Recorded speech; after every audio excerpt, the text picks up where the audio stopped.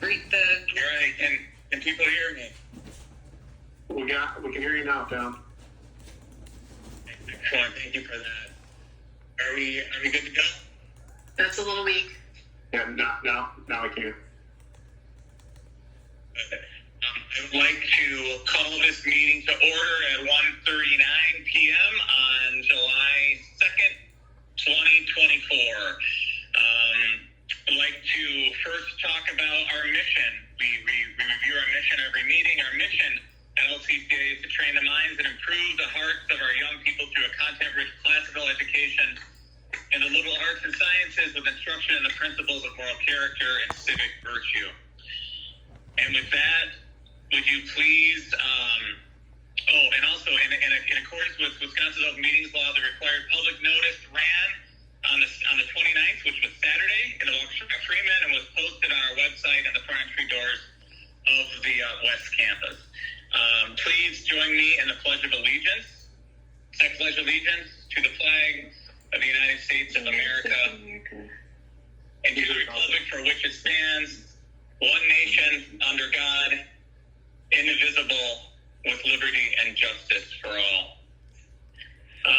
With respect to attendance today, I would like to report that all board members are present. Can a board member confirm that for me? It looks like everyone's present, Tom. Stacy Wren is not present. Oh. She's having technical difficulties, and we're working on it with her. Okay, thank you. All board members, with the exception of Stacy Wren, who we expect to join us shortly, are in attendance.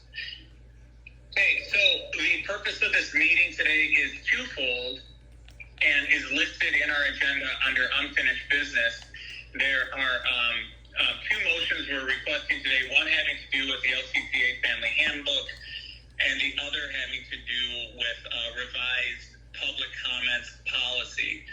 And before I move into number 3A, which is the Family Handbook, I just want to share some thoughts that kind of were in my mind coming out of the last meeting, and I'd like to apologize for everybody. I know I left that meeting abruptly. I had a family emergency, and so thank you, everybody, for your grace on that and your understanding on that. And for those of you who've reached out, I totally and absolutely appreciate that.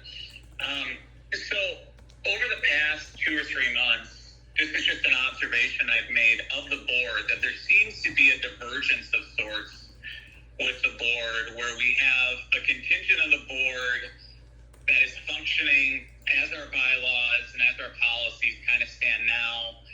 And my sense is there is a contingent of the board that wants to weigh more into operational matters of the school and getting actively involved in them. And, per all of our kind of how we've decided we're going to operate, we've decided that we're a governing board, we're not going to assume control of any operational aspects of the school. And I see us drifting into that plane a little bit. So, and I don't know if other board members agree or disagree with that, but that is a concern that I have. And it's probably healthy that we have this conversation at some point. And I think it relates directly to this first item on our agenda, which is the handbook. And so with that said, and there'll be discussion on both of these points today, would anybody like to motion to approve the 24-25 academic year LCCA Family Handbook? Point of clarification, Tom, we're motioning to approve it as proposed by Margaret, and then we'll have discussion and discuss the comments. Is that correct? Precisely correct. So the motion would be to approve it as the head principal and administration have advanced it, and then we'll have discussion before a vote. Perfect. I motion to approve the proposed handbook changes as presented by our head principal. All right. Anybody want to second that? I'll second. Go ahead. Okay, it's been motioned, approved, and seconded. Any discussion?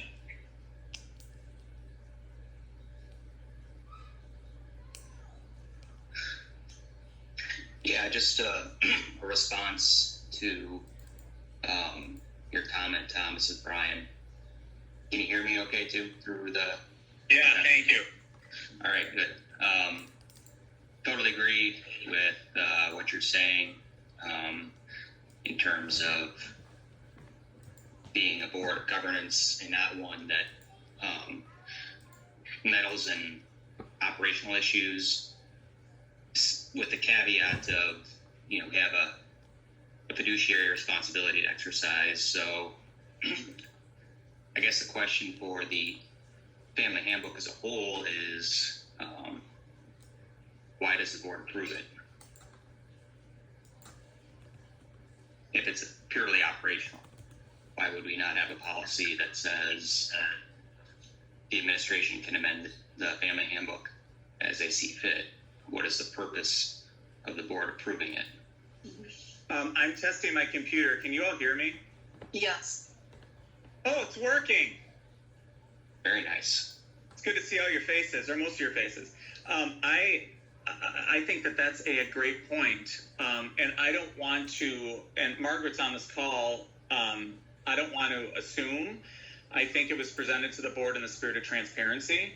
But since it is operational in nature, I don't see why it needs to be presented to the board.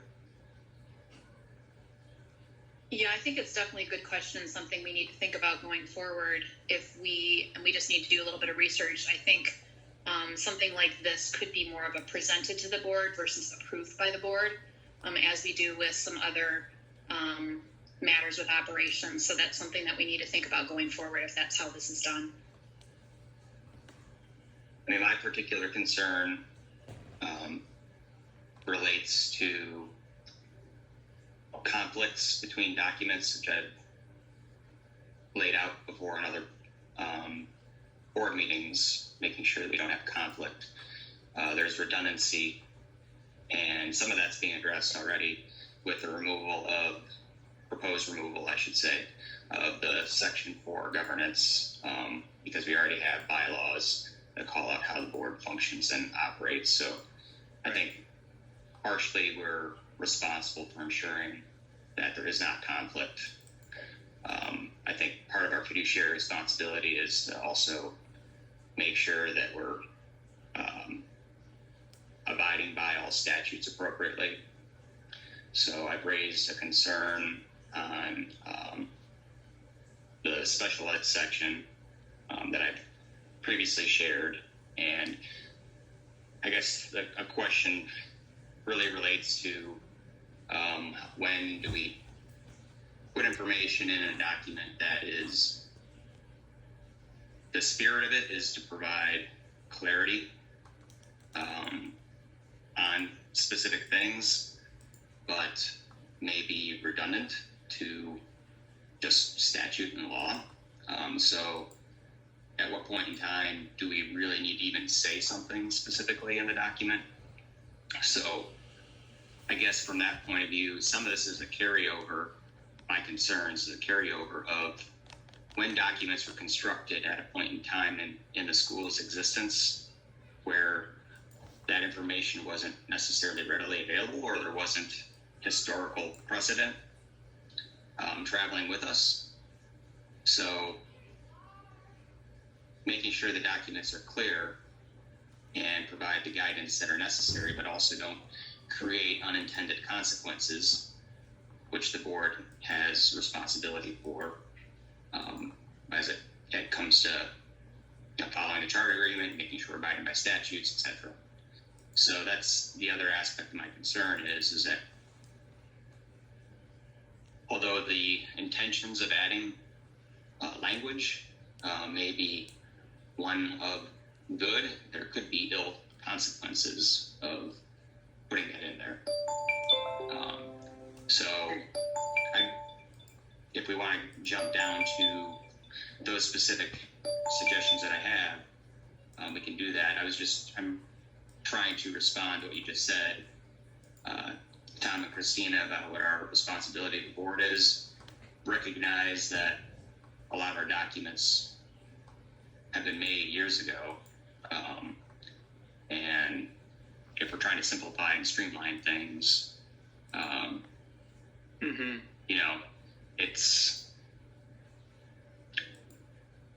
I think it's maybe too much of a burden to place solely on the administration. So that's my point of view with it. So let me respond to that, and I want to keep the discussion going. The two big things you said that I think that they're relevant is make sure that legally everything jives, and then make sure that there isn't redundancies. And I have faith in administration, and I know that our head principal is in consultation with both Hillsdale, that has a deep legal bench, and other legal counsel on this. So I have faith that that's happening. But I'd like to, if anybody else wants to weigh in on this, please do. I guess the legal point would be my only question, just to make sure that, I think Brian raised some good questions about, the legalities and the language. Does it conflict elsewhere? So just to make sure that we as we continue to move forward, have a legal review to make sure that our handbook is in compliance with any statutes, and then to Brian's point, is not redundant with laws that we're already obligated to follow, or would not be in conflict with the laws that we're obligated to follow. Mm-hmm. Thanks, Scott. I guess the third point that I would just raise to the board, I understand that this is not a representative republic like what the United States is supposed to be, but when we get, in the case of the petition, we have, our parents and families I see as our constituents to a large degree, if not the primary degree. We have well over a majority of those families that signed this petition. So I feel from that point of view too, we have a responsibility to vet and hear things out. I don't know if we can, is today's meeting, there are two items in the petition that are part of the family handbook, but the petition itself is not something we should be discussing during today's meeting, correct? I will be, I've mentioned it in last meeting that I have concerns about those two areas of the handbook, the honors and the AP. So it's part of the handbook discussion, in my mind at least.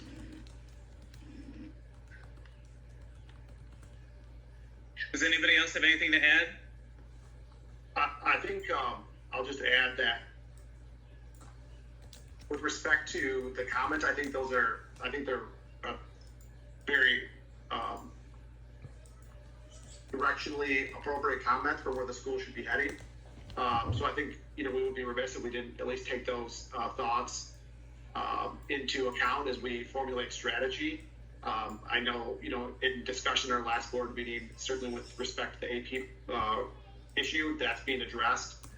I don't know that making a change in honors, I think it's, as the board, I think we should defer, from my view, defer to the leadership of the school with respect to that particular comment. But as a board, I think we should be exploring ways to address that issue as we move forward as an organization. We're going to be graduating our first class this upcoming school year, so we're still a relatively young school. I think we have a long ways to go still to be a mature school and organization. I think that's something that direction would be something that, as a board, we should be providing, I think, some guidance to school leadership on. But at this point, I think, to Tom's point, I think that's more of an operational issue, and we're not in a position to make that decision as a board, I don't feel. But I think we should be setting long-term goals to be getting there, whether that's 2, 3, 4, 5 years down the road, whatever that number is. I don't know that we need to decide that today, but I think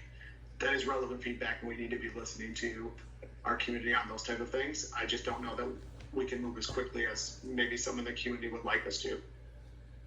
And, something that's top of mind with me in these discussions is, we're making decisions for the school today, but we're also, being a young school, we're laying a foundation for, all the parents on this call today, all the parents currently at the school, all of us board members, we're all going to move on.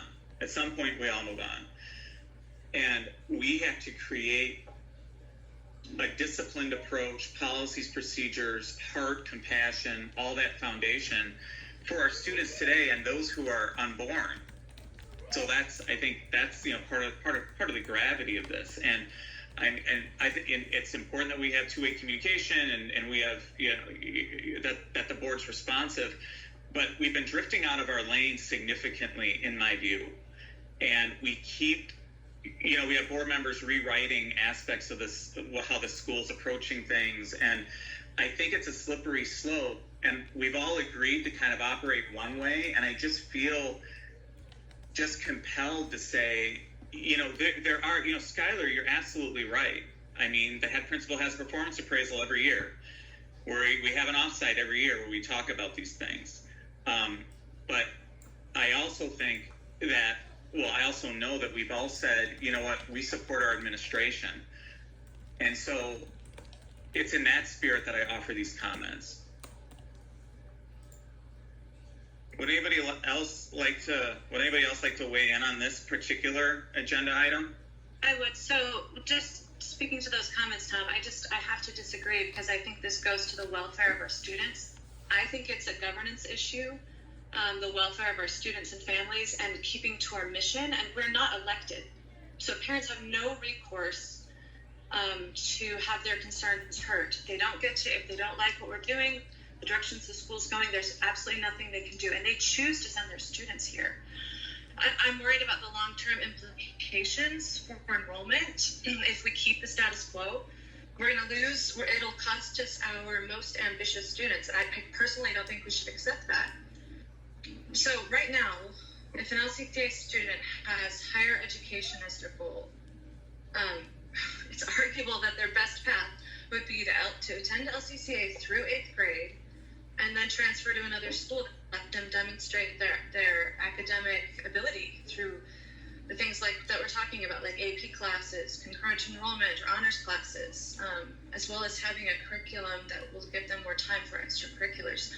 So from an enrollment and a financial perspective, I think this is absolutely something that we should have say in as a board. So, Taryn, I just want to be clear. Are you suggesting that the board should assume operational control of part of LCCA? See, that's where we differ. I don't think that asking or directing administration to guarantee AP testing as an example, or designating classes as honors, I don't see that as operational control. That's where we differ. So that's where we disagree. So thank you for that. So does the board agree that the board making this decision, that is not relevant to operations of the school? Can you rephrase that, Tom? So are you asking us if we agree that getting and Karen's suggestions are operational in nature? Is that what your question is? Well, and Taryn, push back if I'm wrong, but you are suggesting that that weighing in and dictating this part of how the school functions is governance and not operations. In my opinion, yes. And I disagree with that, but I'd love to hear from the rest of the board on that. Tom, I just want to share some thoughts. So I certainly sympathize with where Taryn's at, because I really thought about this, and the lines between operations and policy, can get pretty blurred. So I've actually done a lot of looking into that, and one of the places I referred was the board development materials we received from Hillsdale. And one of the sections in there is who is responsible for policy and procedures in a school.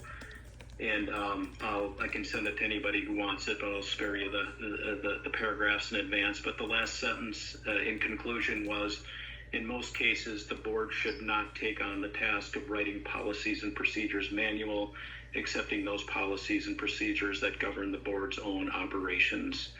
So although I sympathize with sort of the fuzziness of the line between the two, that's really where I fall back on. That's Hillsdale's recommendation, and after thinking through it, it seems to make sense to me that should fall on the administration versus the board. Randy, can you repeat that sentence one more time? I just want to make sure I understood it. Okay. In most cases, the board should not take on the task of writing policies and procedures manuals, accepting those policies and procedures that govern the board's own operations. Okay, thank you. I have sort of my thoughts I can share on this matter. I disagree that I don't believe that interfering with any kind of operational matter, whether it's dictating AP, etc., those are all in the realm of school operations and school management to dictate. We just make sure that it aligns with our mission. I do believe that everything that the leadership team is doing does align with mission, so therefore I don't feel that we should get involved per our board code of conduct. I think so. That's one issue. The other issue is I think there's some confusion as to what our mission is, and maybe this is something we need to dive into a little bit more when we have a board offsite, because we've talked about this at our last meeting. At every meeting, we read our mission, what we are. We are not a college prep school. College prep is really preparing your child for the college application process, which is all these things that a lot of parents would like, and I completely understand that. I have kids in high school. I know where they're coming from, but that's not something that aligns with our mission. We cannot be both classical education and college prep. Now, down the road, perhaps school leadership will take a look at this again and say we're at a different place. Maybe they'll make changes down the road, but right now, I trust that our school leadership has done their due diligence on this topic, and it's not our realm to dictate to them what they should do. So I support their decision on this matter, and I support the family handbook as a whole. Thanks, Christina. Anybody else want to weigh in?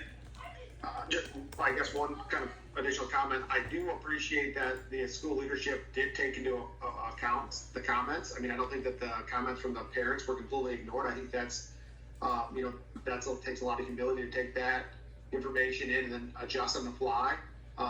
With the addition of some of the AP classes, obviously, we didn't accomplish everything, or the administration didn't accomplish everything that the petition suggested should be accomplished, but I think that speaks to the flexibility in that as a administration, the school is taking into account commentary from the parents. It's not going to satisfy everyone, but I think that's a step in positive piece of the feedback that we received. So I'm very pleased with that, and I think there's more that potentially as we grow as a school, to Christine's point, more opportunity to review some of those things down the road.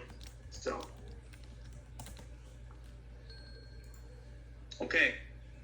So I just want to say, back to Brian's point about kind of representing parents and their desires. I find it extremely ironic that a school founded on because parent concerns were dismissed is now doing that very same thing. That's astonishing to me. Actually, I'd like to disagree with that as well. The school was not founded, it was founded by parents, correct, that were unhappy with what the type of education they were getting at another nearby public school. The intent was always to provide a opportunity for students to learn from teachers, having teacher-led content, return to the basics of learning from textbooks and using pencils and paper, and minimizing the digital nature of learning. We wanted teachers teaching, not kids teaching themselves. That was the intent. Not to say that parents shouldn't have input or have an opinion or share that with administration. Absolutely they should, but that was not the intent, to have the parents actually dictate how the schools run. That was never the intent. I didn't say that, but I understand what you're saying. I do think, Taryn, too, that that Skylar did bring up some good examples where the parents' feedback was taken into account and implemented. I mean, not to the extent maybe that some wanted, but I do think that was Skylar did a good job describing how that was accounted for and incorporated in the policy. So I just wanted to bring up that point too, just so it doesn't come off as the parents' suggestions were completely ignored, because I don't think that was the case.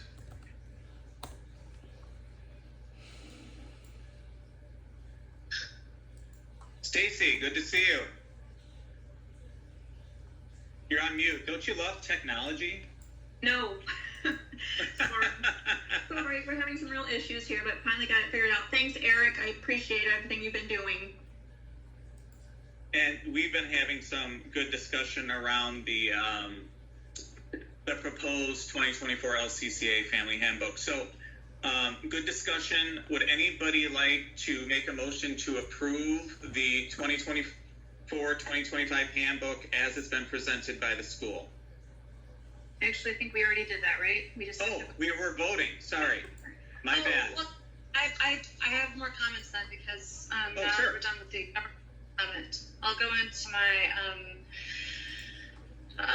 concerns about the handbook. So as I brought up at the last board meeting, I'm not prepared to support the motion to approve the family handbook. I have concerns about 4 specific sections that I know that you've heard this, but this is a public meeting, so I will state these concerns again. The nature of my concerns lies in the fact that I do not believe these sections support or are compatible with some of the core components of the mission of our school. I object to the proposed changes to the discipline section, specifically the addition of lunch detentions found on page 17. I also ask for the removal of loss of free play at recess as a consequence. I think taking children's free time is counterproductive, creates a bad experience for the children, and doesn't improve their behavior or improve their hearts, minds. Next is the curriculum section found on page 33. I'd like to see the following included language. LCCA guarantees access to AP examinations either through partnering with other schools or proctoring them at LCCA. My next area of concern is in the grading section of the family handbook on page 38. I believe all core curriculum high school classes should be designated as honors, including math, science, history, literature, and composition. LCCA offers classes that could also be considered honors, including but not limited to music theory, music composition, upper level art classes, upper level Latin, etc.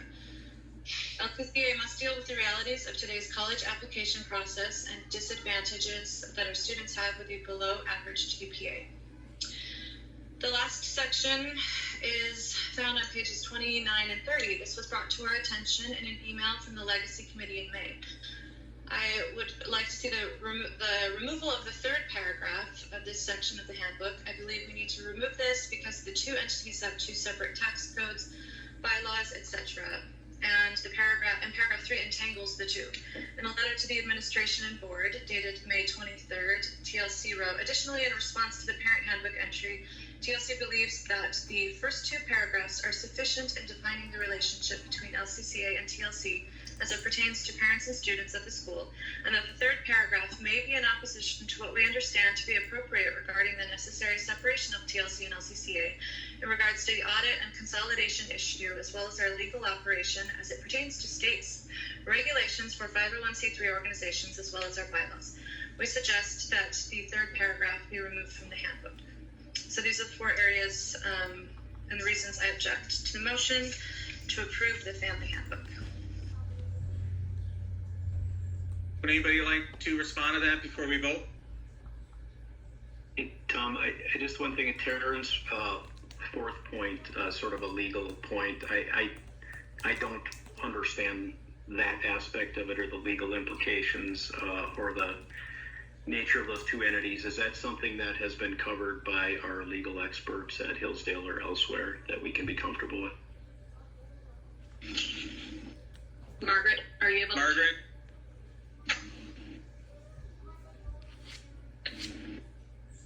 You're on mute.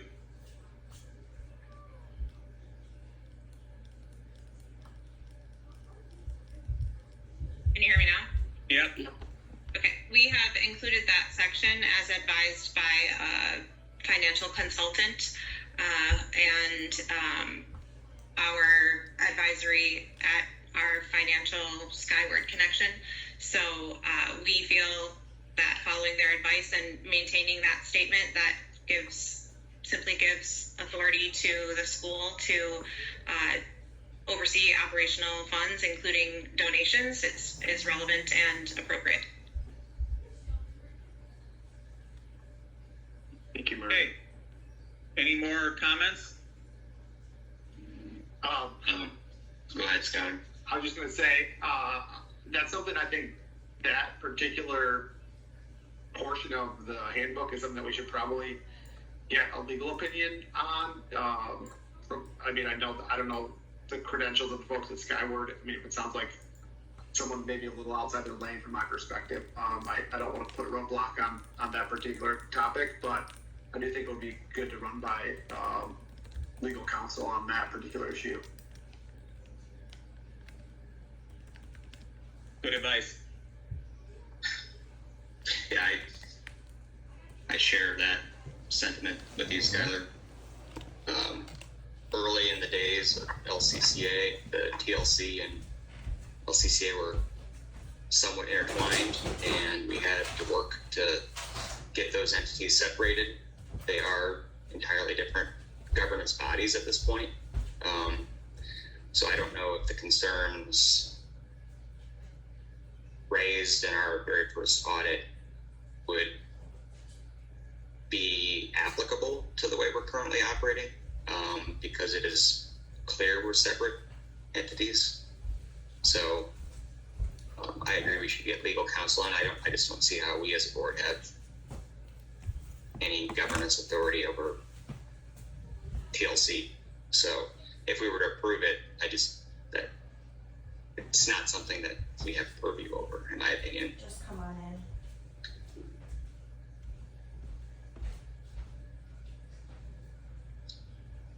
I did want to circle back on the honors and AP, and this is probably just an open-ended question at this point in time, but I had raised the question in open session last month. How would we as a board characterize success of our graduating seniors that want to go to college? The charter agreement in the academic policy just states that it doesn't really state anything about, if our students want to go to college and they can't get in, there's no measurement of success there. All the charter agreement calls out is graduation rates. So section 8.6 of the charter agreement, graduation compared to the average graduation rate of all Waukesha counties. So that's, in my opinion, I feel we should have something that defines success in this specific area. So we're having this, or whoever the board is having this conversation a year from now, and we're looking back on the discussion that we're having now, like, hey, that was a great year, we did fantastic, or wish we would have thought of that, and could have replayed the first year of our graduating seniors.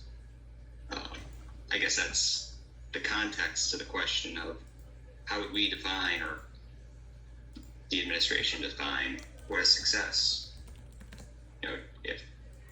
If every senior wants to go to college and gets in, like 100%, that's success.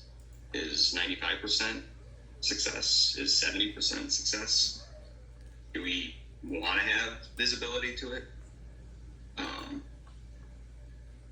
I feel like, we're weighing in on operational issues of Hillsdale, quote unquote, or H for Hillsdale versus H for honors, when in reality, from a governance perspective, it's how do we define success of our students that are graduating? So if we get 100% of our seniors a year from now to get into their first college of choice with no mention of honors on the transcript, well, then I think we would be happy, right? Mm-hmm.